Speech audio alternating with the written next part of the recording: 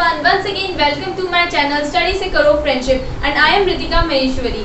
आज हम स्टार्ट करने जा रहे हैं क्लास 10 चैप्टर 3 की एक्सरसाइज 3.2। So let's start. हमने अपनी प्रीवियस क्लास में एक्सरसाइज 3.1 की क्वेश्चन नंबर 2 एंड 3 किए थे, जिससे कि हमारी एक्सरसाइज 3.1 फिनिश हो गई थी। और मैंने कहा था कि अगर आपको कोई भी डाउट हो तो आप मुझे कमेंट सेक्शन में कमेंट कर सकते हैं। सो अब हम स्टार्ट करते हैं। अगर आप मेरे चैनल पे नए हैं और आपने मेरे चैनल को अभी तक सब्सक्राइब नहीं किया है तो जल्दी से जाकर मेरे चैनल को सब्सक्राइब करें और बेल आइकन दबाना बिल्कुल ना भूलें। और अगर आप मेरे चैनल पे नए हैं और आपने मेरी इससे पहले की प्रीवियस वीडियो नहीं देखी है तो उसका लिंक मैं आपको डिस्क्रिप्शन बॉक्स में दे दूंगी। तो सबसे पहले आप वही वीडियो देखिएगा ताकि आपको अच्छे से क्लियर हो जाए कि आपको इसे करना कैसे है।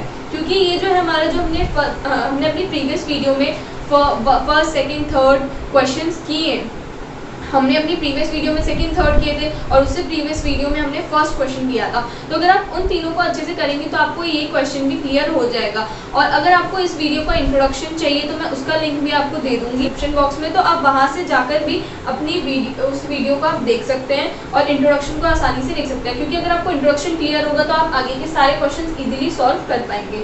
तो let's start. Form pair of linear equation in the following situation. हमें अपनी सिचुएशन यानी कि जो अब हमें सिचुएशन दे रखी है, हमें यहाँ पर टू पार्ट से इसके यानी कि इट मीन्स दो सिचुएशन है हमारे पास। हमें उनकी लीनियर इक्वेशन बनानी है और हमें उनके सॉल्यूशंस ढूंढने हैं ग्राफिकली। यहाँ पर हमें एल्जेब्रिकली नहीं बोला। अगर यहाँ हमें एल्जेब्रिकली बोला होता तो हमारे पास 3 मेथड्स हैं, elimination, substitution and cross multiplication. हम उनके थ्रू फाइंड आउट कर दें। बट नाउ अब हमें ग्राफिकली बोला तो यानी कि हमें ग्राफ पे रिप्रेजेंट करके दिखाना होगा। So let's start. तो हमें हमारा फर्स्ट पार्ट क्या कह रहा है कि 10 students of class 10 took part in a mathematics quiz. यानी कि 10 स्टूडेंट्स हैं क्लास 10 के जिन्होंने मैथमेटिक्स क्विज में पार्ट लिया है। यहाँ पर हमें बताया गया कि if the number of girls is 4 more than the number of boys, यानी कि जितने नंबर ऑफ बॉयज हैं उनसे 4 ज़्यादा नंबर ऑफ गर्ल्स होंगी। तो हमें number of boys and number of girls बतानी है, ठीक है, जिन्होंने क्विज में पार्ट लिया होगा। तो अब इसके लिए सबसे पहले तो हमें लेट करना पड़ेगा। तो हम सबसे पहले लेट कर लेते हैं।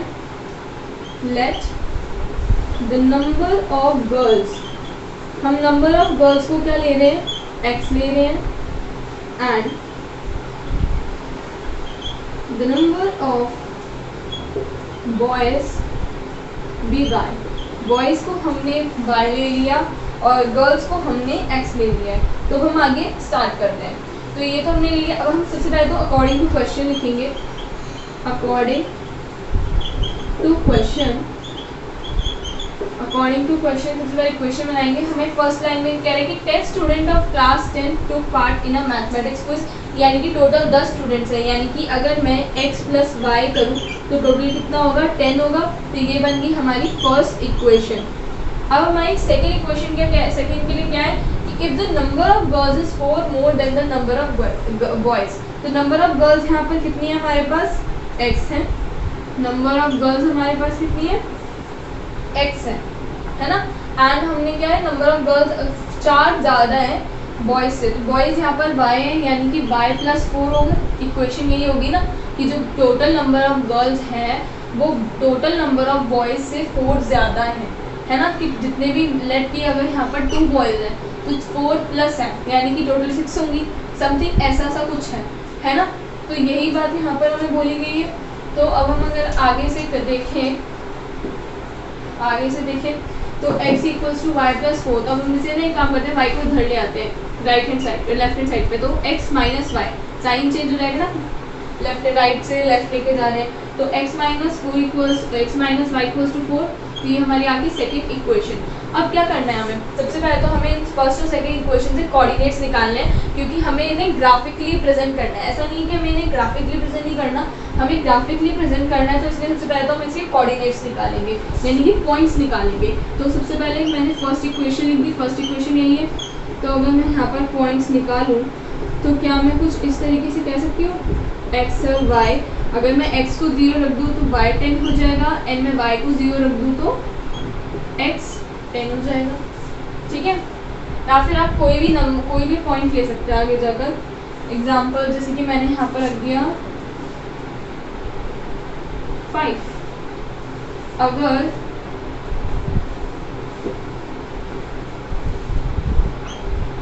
अगर मैं यहाँ पर x को 5 रखती हूँ तो y भी 5 होगा। यही अगर मैं y को अगर मैं यहाँ पर 8 रखती हूँ या फिर कहूँ 3 रखती हूँ, है ना, तो x क्या हो जाएगा, 7 हो जाएगा। अब ये कैसे आया, अगर मैंने x को 5 रखा तो हमारी इक्वेशन कुछ इस तरीके से हो जाएगी, इस साइड पे जाएगा तो माइनस हो जाएगा, 10 में से 5 जाएंगे तो बचेगा 5। सिमिलरली अगर हम इसको अगर मैं y की जगह पे 3 को पुट करूँ या फिर ये कह लो कि x की जगह पे 7 रख दूँ, तो 7 + y इक्वल्स टू क्या हो जाएगा, हमारे पास 10 हो जाएगा। इस साइड पे जाएगा तो 10 - 7 होगा और माइनस करोगे तो आपके पास आ जाएगा 3। आ गया ना। तो ये हमने इस तरीके से निकाला है, ये आपको शो करने की ज़रूरत नहीं है, आप डायरेक्ट इस तरीके से लिख सकते हो। अब उसके बाद अगर हम सेकेंड इक्वेशन देखें तो x - y = 4, तो इसमें क्या होगा, x और y ले लेते हैं। x हमारा 0 तो y 4 आ गया, है ना, क्योंकि अगर आप यहाँ 0 होगा तो 0 - y = 4, -4 आएगा, क्योंकि यहाँ माइनस है ना, तो माइनस इधर चला जाएगा तो y = -4 हो जाएगा। गाइस अगर आप ये सोच रहे होंगे इसमें साइन चेंज हो जाता है, ऐसा नहीं होता। अगर कोई डिजिट इस साइड पे जाती है तो उसकी साइन चेंज होता है, बट अगर इधर माइनस है तो इधर फिर आप इस माइनस को माइनस ही लिखोगे, ऐसा नहीं होगा, प्लस हो जाएगा, है ना। तो उसके बाद ये अब क्या होगा कि अगर मान लीजिए आपने y को 0 रख दिया, y 0 हो गया तो x - 0 = 4 हो गया, तो x की वैल्यू यहाँ पर डायरेक्ट 4 आ जाएगी, तो यहाँ पर मैं 4 लिख सकती हूँ। तो ये मेरे पास वैल्यूज़ आ गई हैं। पहले आप इतना नोट कर लीजिए क्योंकि हम इसे ग्राफिकली प्रेजेंट करेंगे। यहाँ पर लिख देते हैं फ्रॉम फर्स्ट इक्वेशन, यहाँ पर आप लिख सकते हैं फ्रॉम, फॉर गुड प्रेजेंटेशन के लिए आप ऐसा लिख सकते हैं फ्रॉम सेकेंड इक्वेशन।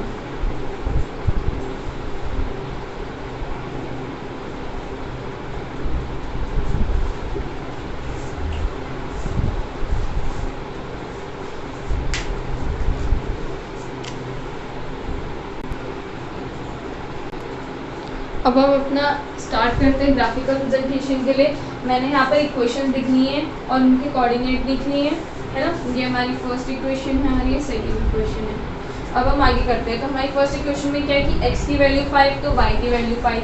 तो यहाँ पर हमारी x की वैल्यू 5 यहाँ पर है और y की वैल्यू 5 यहाँ पर है। तो हम इस तरीके से कर लेते हैं, y की वैल्यू 5 इस तरीके से, तो यानी कि ये होगा हमारा y, है ना। ये हमारा पॉइंट हो गया। तो हम यहाँ पर लिख देते हैं 5 और 5। अब आगे क्या है 7 और 3। तो x की वैल्यू यहाँ पर हमारी 7 यहाँ पर है और 3 यहाँ पर, 7 3, तो मतलब यहाँ पर आप जाकर आएगा कुछ। तो ये हमारा पॉइंट हो गया 7 और 3। हम सबसे पहले तो हमने इस लाइन को मिला लेते हैं। अगर 0 10 होता तो कुछ छुपा जाता होता, तो ये इस तरीके से हमारी लाइन आएगी। थोड़ी टेढ़ी मेढ़ी है, अगर आप ग्राफ पे अच्छे से स्केल का यूज़ करके बनाएंगे तो अच्छे से बनाइएगा। x + y = 10 ये हो गया। अब नेक्स्ट इक्वेशन में क्या है, अगर x 0 है तो y - 4 है, x 0 तो y - 4 है, y ये रहा 0 - 4, है ना। और यहाँ पर क्या है कि अगर x 4 है तो y 0 है, x 4 यहाँ पर है 4 और y 0, ठीक है। अब इन दोनों को मैच कर दो आप। जब आप मैच करोगे ना तो ये जिस पॉइंट पे इंटरसेक्ट करेंगे वो होगा आपका 7 और 3 वाला ही होगा, इस तरीके से।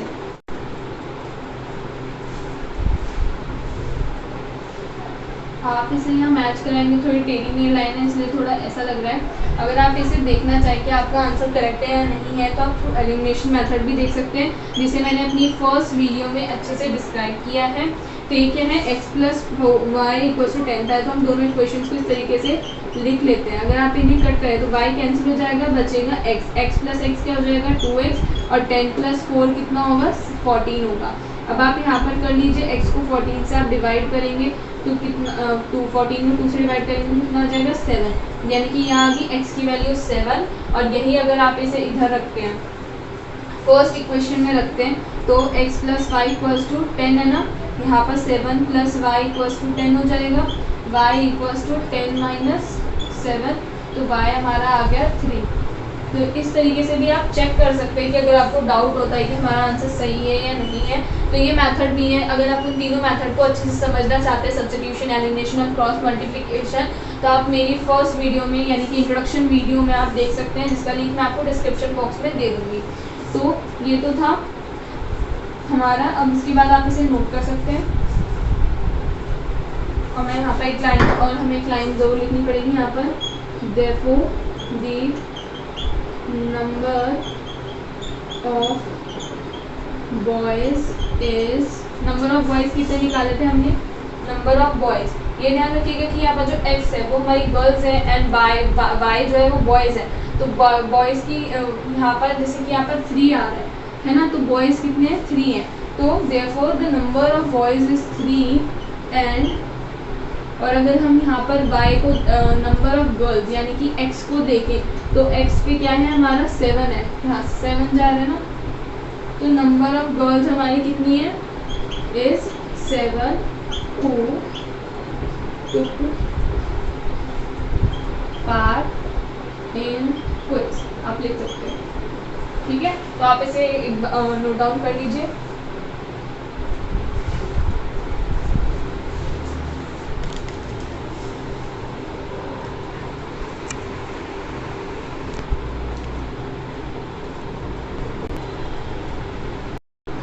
अब हम करते हैं अपना नेक्स्ट क्वेश्चन।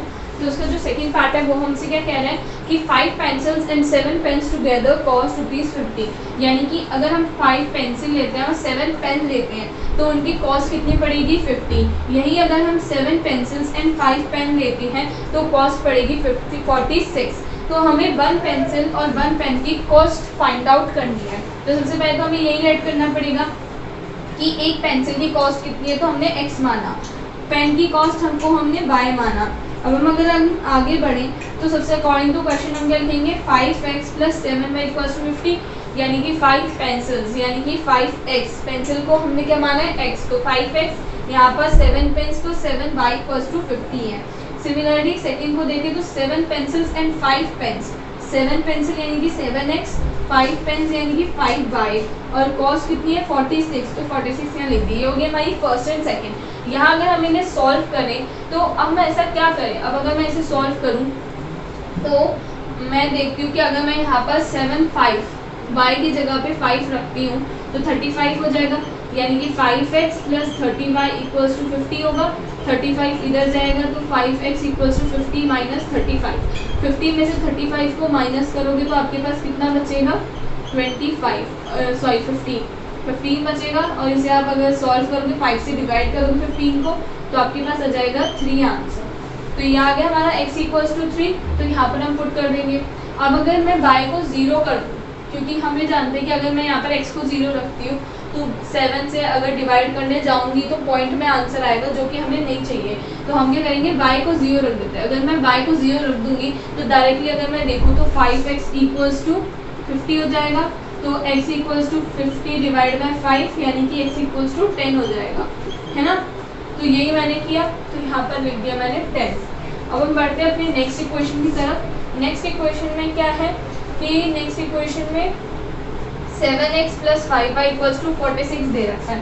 अगर 7 5 जा 35, 5 5 जा अगर यहाँ पर 5 y की जगह पे मैं 5 रखूँ तो कितना हो जाएगा 25 हो जाएगा। 7x प्लस 25 इक्वल टू 46, है ना।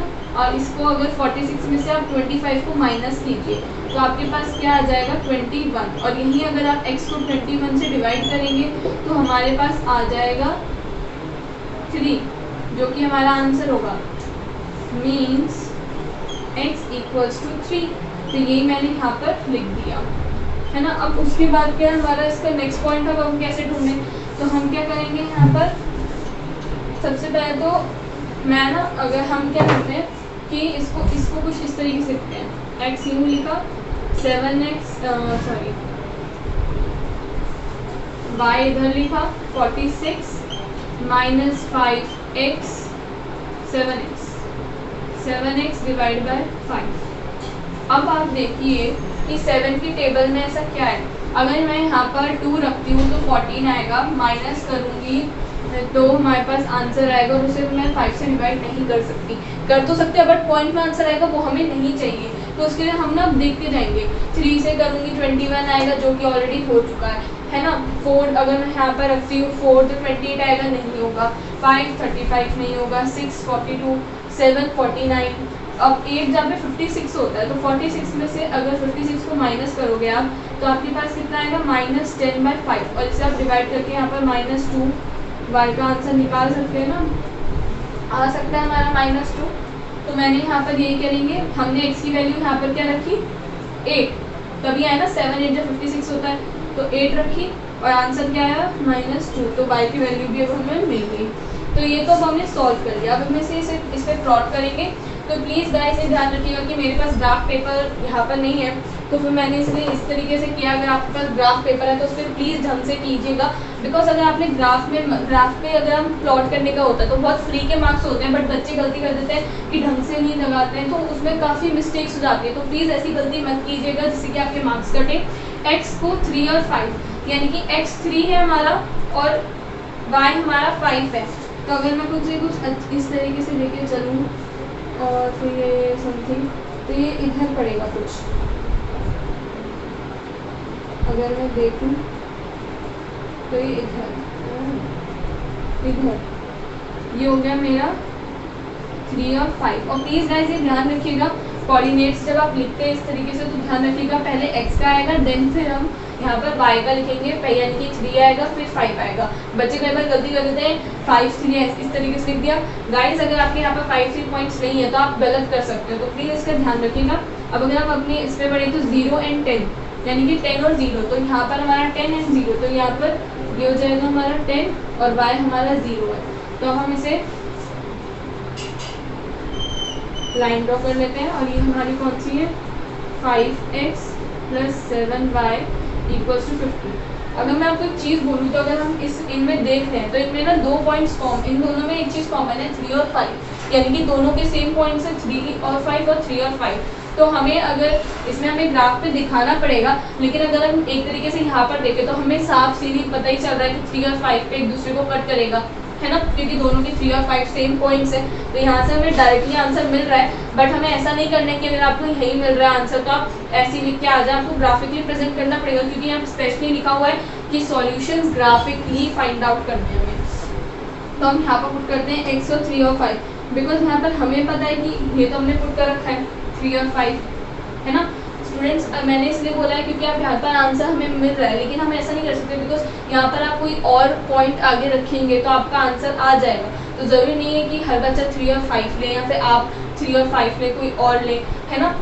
तो इसलिए ध्यान रखिएगा कि अगर आपको यहाँ पर ही आपको समझ में आ रहा है कि अरे दोनों के पॉइंट्स कॉमन है तो यही आंसर होगा, तो ऐसा मत कीजिएगा, आपको ग्राफिकली प्रेजेंट करना है, क्योंकि यहाँ पर लिखा है ग्राफिकली। तो यहाँ पर 3 और 5 हमने ऑलरेडी है, और 8 और -2 करना है, यानी कि यहाँ पर 8 और यहाँ से -2, तो ये आ गया हमारा 8 और -2, और हम इसे कर देंगे, ठीक है, थोड़ा सा टेढ़ा कर रहे, थोड़ा ये हो रहे हैं।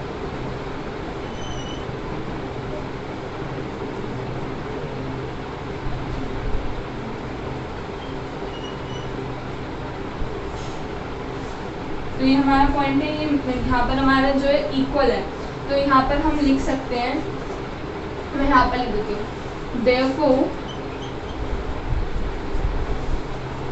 the cost of one pencil is, pencil की कॉस्ट क्या है, अब पेंसिल क्या है x है, तो x की वैल्यू क्या है यहाँ पर 3 है, तो हम 3 लिखेंगे। Cost of pencil is 3 and cost of pen is 5। तो हमें फाइंड आउट हो गया। यहाँ पर आप रुपीज़ का साइन जरूर लगाइएगा, ₹3 एंड ₹5। That's all. तो होप कि आप लोगों को समझ में आ गया होगा, आप इसे नोट डाउन कर सकते हैं।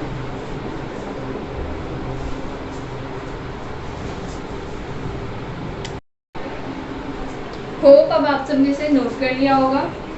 तो अगर आपको मेरी वीडियो पसंद आई हो तो प्लीज़ मेरी वीडियो को लाइक करें, शेयर करें और मेरे चैनल को सब्सक्राइब करना बिल्कुल ना भूलें और बेल आइकन दबाना तो बिल्कुल भी नहीं। आप मेरे चैनल को इंस्टाग्राम पर भी फॉलो कर सकते हैं, जहाँ पर मैं अपने सारे नोट्स डालती हूँ और आपको इस क्लास से रिलेटेड जितने भी नोट्स हैं वो आपको डिस्क्रिप्शन बॉक्स में भी साथ ही साथ मिल जाएंगे।